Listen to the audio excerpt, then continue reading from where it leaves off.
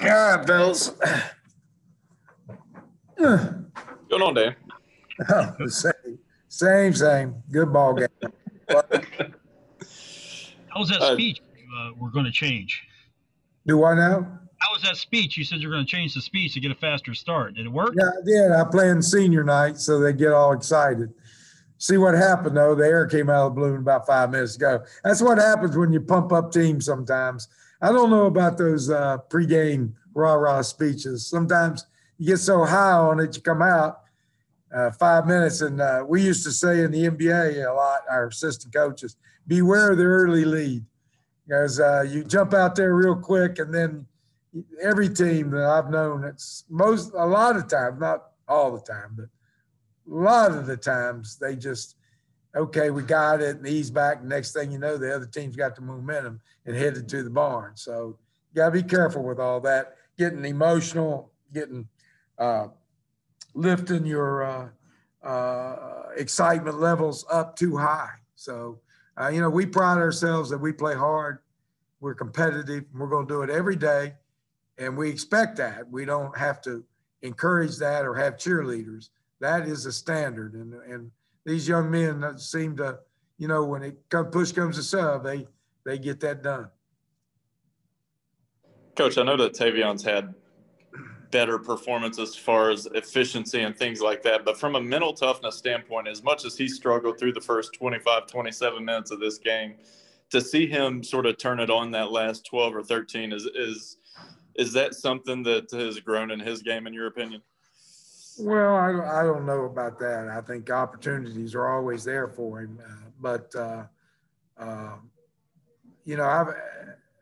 Could be a little on me. I played him 40 minutes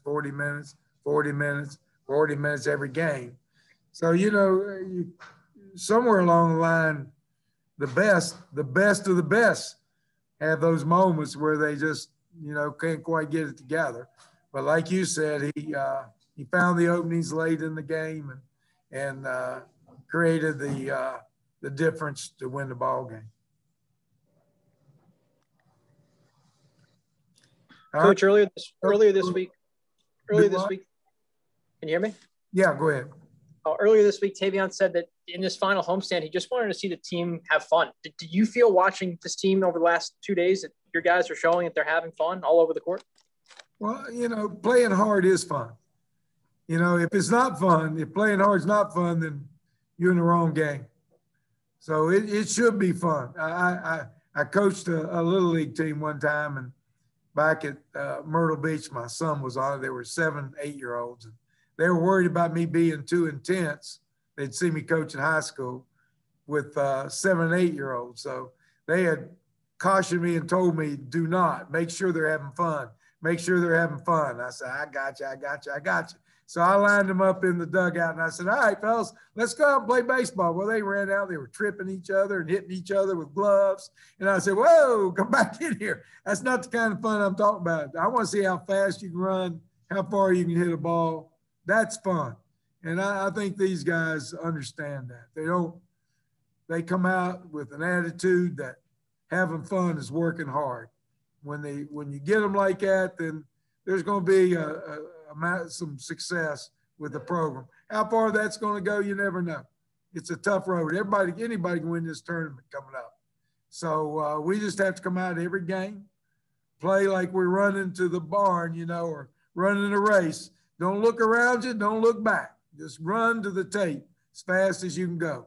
And I think that's my message to them. We're going to play the way we play. We're not going to worry about what everybody's doing around us. We're going to run for the tape, and we ain't looking back. We're not looking sideways. We're going to give our best effort to beat anybody that's ahead of us or behind us. Dan, you've always talked about getting this thing to the end of the season. It's not what you do early, it's what you do late. And obviously you all have seen success. Last year you saw success going into the tournament, had a win, and then everything shut down. This year, very similar, 6 out of 7 going into the tournament. Well, for some reason, we are peaking. It's not that I de-emphasize the regular season. I don't. What I try to do is tell them that it's always played to the end, so that if you do hit bumps in the road between there and the end, you don't just throw up your hands and quit. You know, the game is played at the end. Sure, I'd like to win the first 25 and win all the way through the tournament. Sometimes that doesn't work. So sometimes you have to look at things and put it in perspective. And that is, you're not down till the last game. And you just keep running to the tape. Run for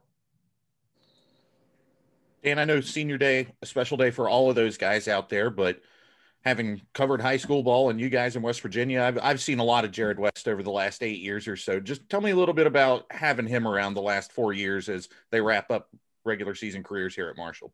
Well, like I said, I watched him 2 years play with the Hot Shots in AAU. And, you know, he had a couple guys that were a little bit more renowned as far as being recruited, and the Guppy kid who went to Liberty, and Luke, who went to Davidson, then now's at Western. But the more I watched him, and for 2 years, he was the heart of that team. Might not have been a special shooter like Luke Frampton, might not have been the all-around play every position like Cuffy, but their heart, their spirit, that was him. And the more I watched him play, I started realizing that. I told Mark Klein, who was after Frampton, and I kind of liked Cuffy at the beginning, I said, you know what? After a year and a half, I believe we got the best one. And then we took George with him, who was on the same team, who I thought had potential and athletic. I thought, you know, we get him here, he could be a part of it. So Jared is special in that he's a leader on the floor.